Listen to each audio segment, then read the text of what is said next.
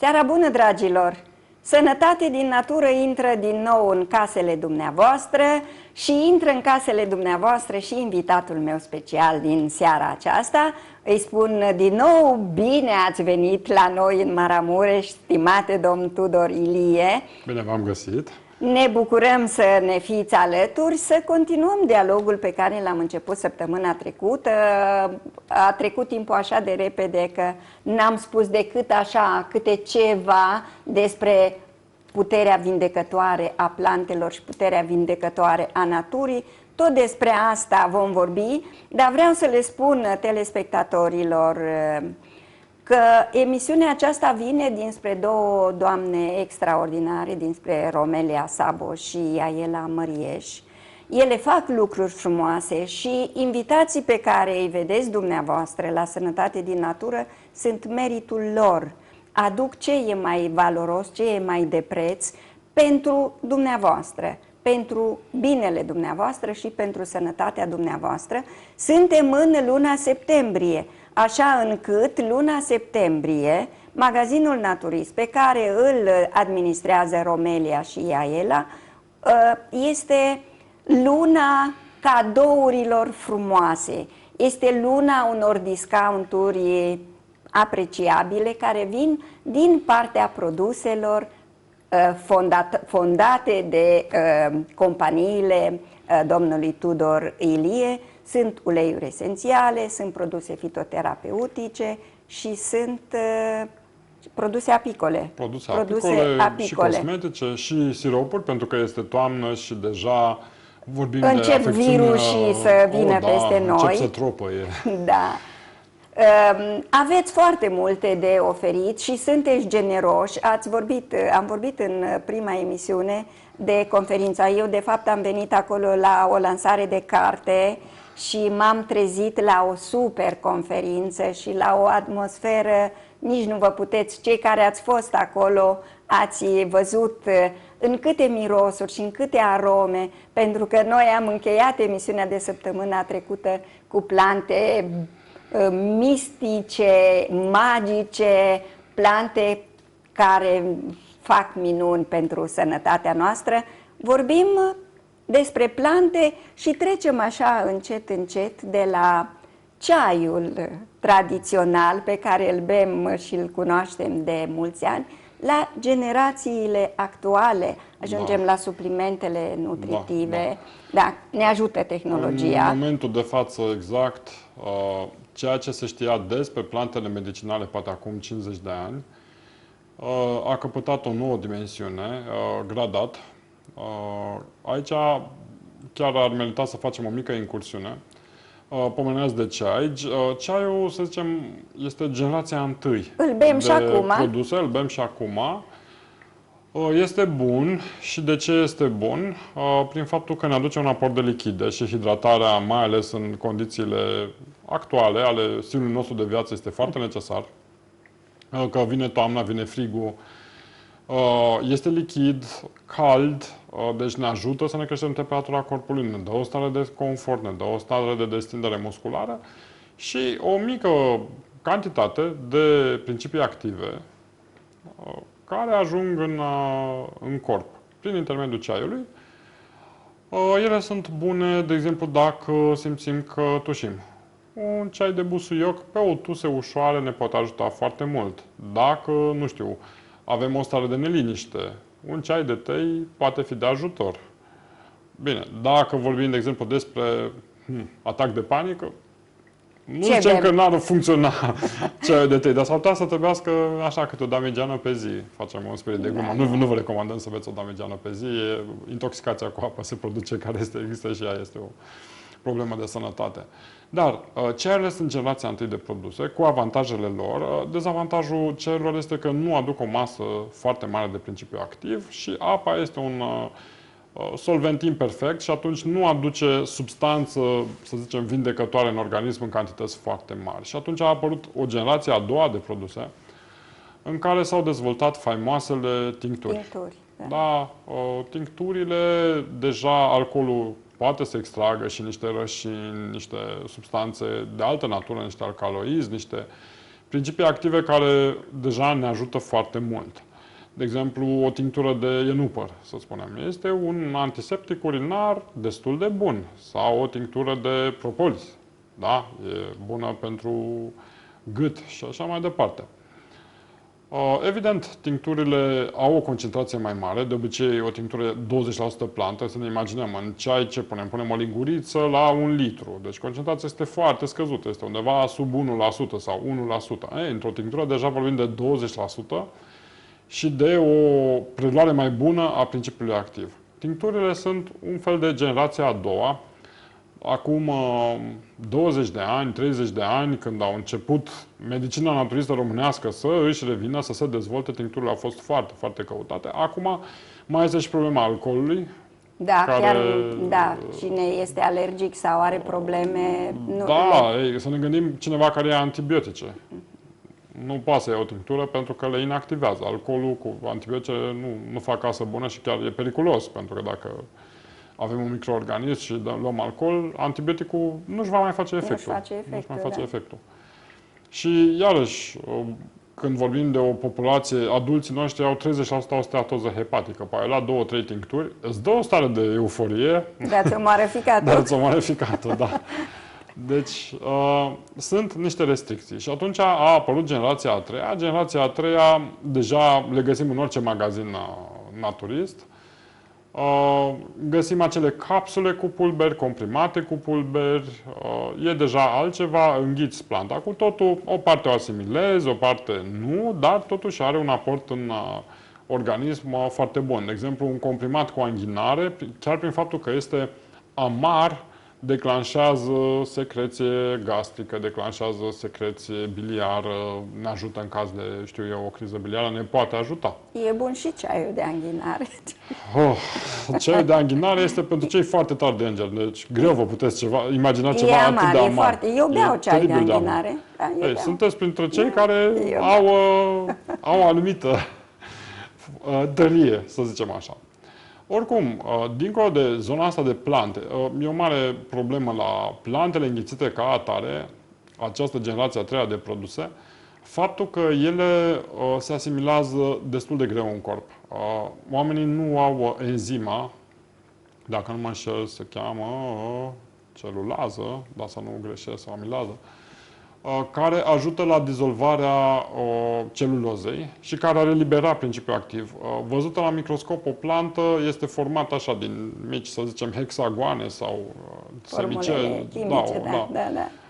ovoizi, care conțin în pereții lor conțin principiile active. Dacă noi nu putem digera celuloza, automat noi extragem puțin, 5%, maxim 10% din ceea ce înghițim dintr-o plantă întreagă. Și atunci a apărut generația a patra de produse, extractele. Extractele, imaginați-vă tinctura aceea de care vorbeam la generația a doua, e pusă într-un aparat, alcoolul este evaporat complet și rămâne doar principiul activ din plantă. Asimilarea e aproape 100%. Concentrația de principiu activ este foarte, foarte mare și atunci efectele sunt cu adevărat spectaculoase. Și dacă nu funcționează bine stomacul sau intestinul subțire, unde se ajung acestea și se transmit în fluxul sanguin, ce facem? Că luăm extractul și zicem, nu mi-a folosit la nimic. Nu mi-a folosit la nimic. Există și generația a cincea de produse. Aici se face un amestec între acele pulberi de plantă, care au avantajul lor, sunt naturale, organismul este obișnuit cu ele, au tot spectrul de principii active, sau aproape tot spectrul. Nu rămân uleiurile esențiale, pentru că ele se evaporă când uscăm planta. Avem și extract. Extractul, ziceam că se asimilează mult mai ușor. Și aici vorbim și de, la generația 5-a, de uleiuri esențiale. Deci, practic, am 3 ingrediente. Ulei esențial, planta ca atare și extractul. Aici vorbim de pentru momentul actual, de maximum de putere terapeutică pe care plantele pot să o aibă. Și aici vorbim despre rezultate excepționale. Am venit acum în minte un produs de generația a 5-a făcut pentru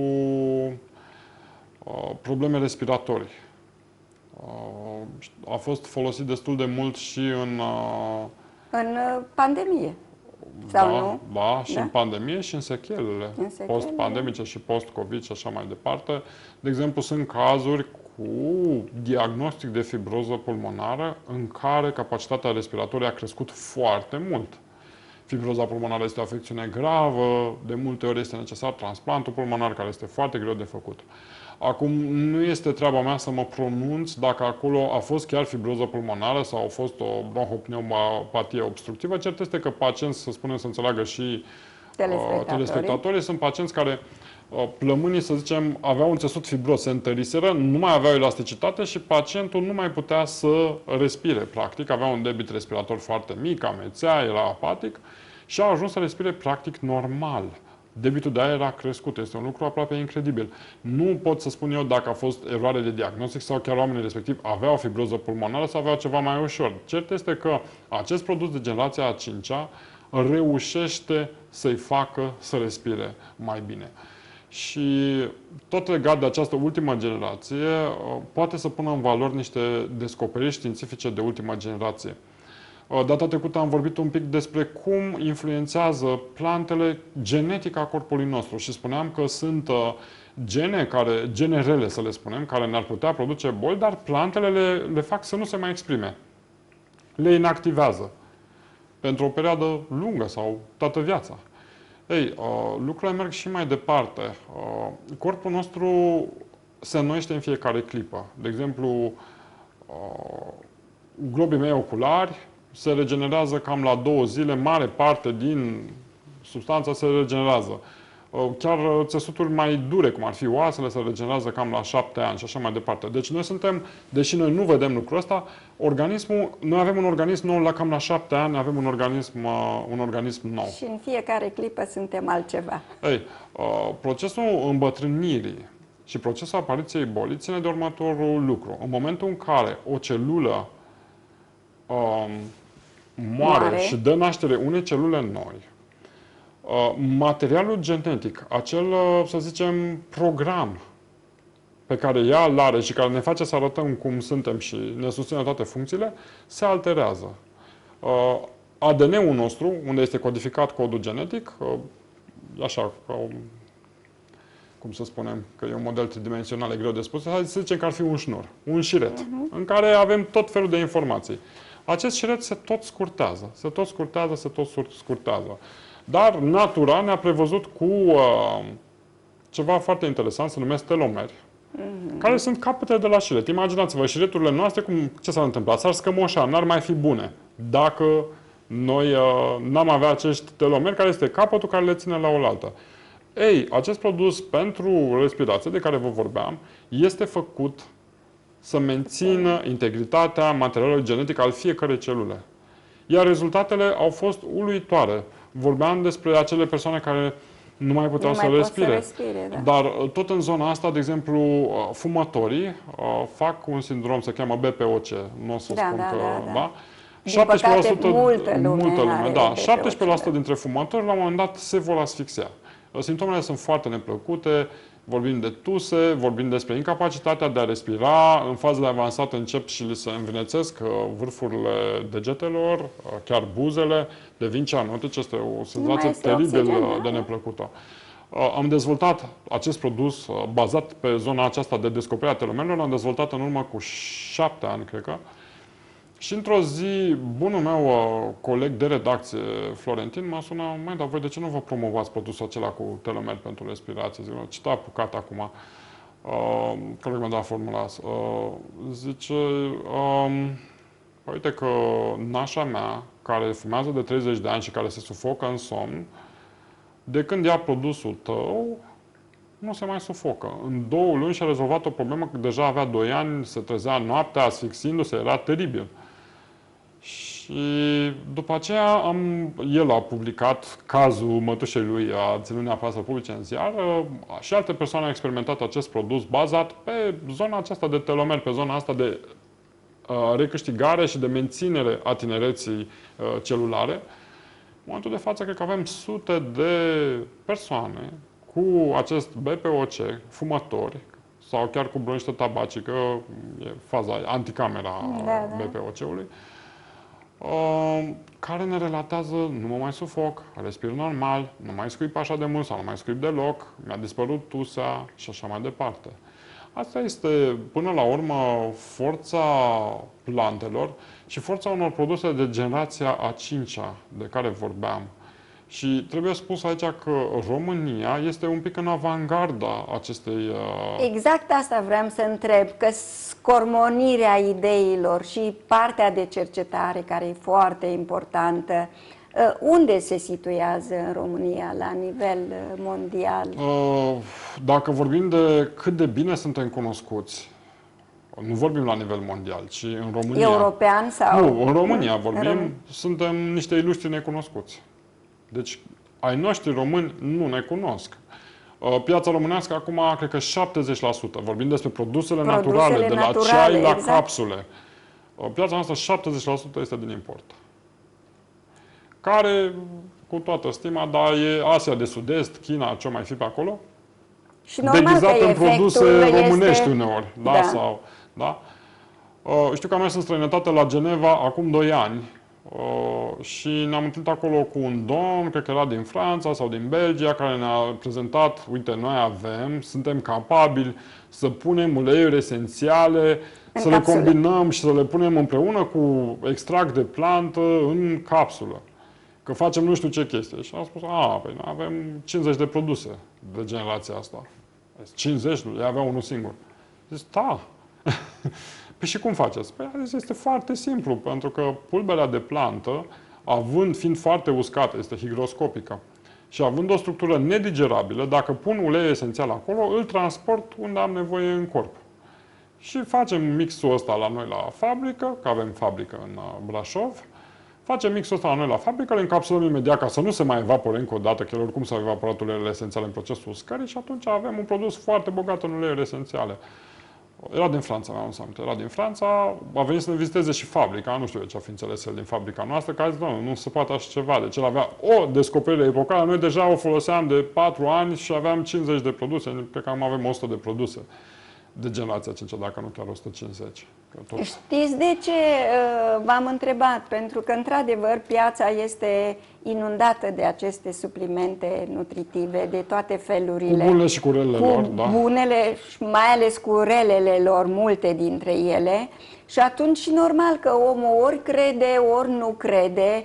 Sunt oameni care cred în medicina naturistă, sunt oameni care cred doar în medicina alopată, sunt oameni care nici nu vor să audă că ele pot să colaboreze foarte bine între ele și atunci omul este derutat. Cum alegem? Cum știm că suplimentele acestea pe care le avem în toate magazinele și unde vrei și unde nu vrei sunt cele mai bune? Aici ați adus un verb foarte interesant, a crede. Ce facem? Credem în produsele românești sau în produsele străine? Credem în suplimente sau credem în medicina alopată? Eu cred că în ceea ce privește credința este foarte bine să credem în puterea vindecătoare a naturii și în ultima instanță în Dumnezeu.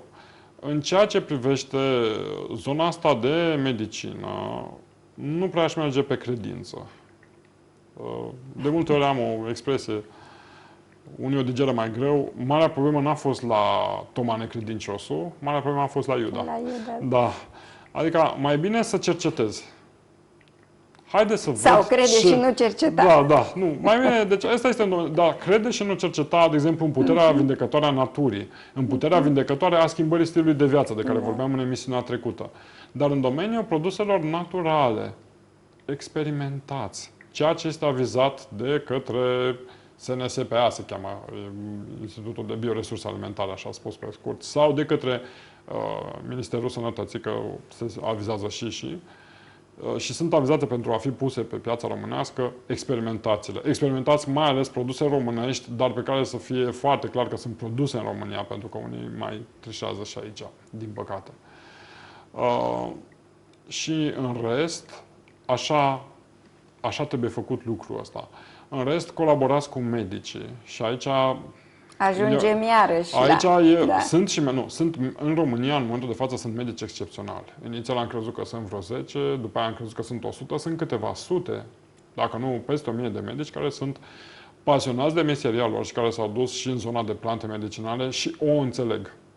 Și au o altfel de abordare a bolii. Exact. Da? Pe de altă parte, sunt marea majoritate încă nu au făcut un curs de fitoterapie în viața lor, nu au făcut în facultate și nici după aceea nu și-au dat interesul.